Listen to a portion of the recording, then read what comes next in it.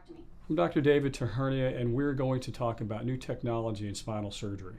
One of the newest technological advances is a cervical disc replacement. The disc is the shock absorber that sits between two bones in any vertebral segment. Most of the cervical spinal surgery that we do requires incisions through the front of the neck because the pathology, the pinching of the nerves or the pinching of the spinal cord, is in the front of the neck. That does necessitate the removal of most, if not all, of the disc to actually get to the pathology, and that leaves a void. Up until now, we were basically putting spacers made of plastic or bone into the disc space and fusing the bones together.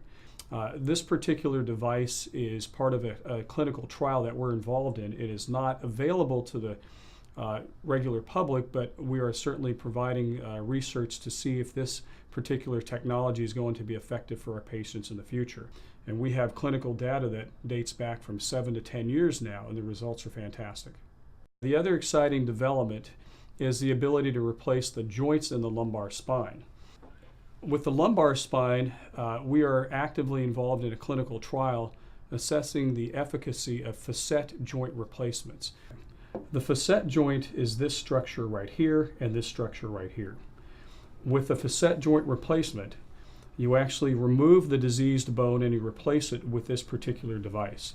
And this device is designed to maintain motion. So as you can see, the two pieces of metal moving next to each other, that allows that particular segment to maintain its motion. Up until now, if we had to remove facet joints as part of our surgery, it would obligate a lumbar fusion. A lumbar fusion works very well short term, but may have long-term detrimental effects to levels above and below where the fusion occurs.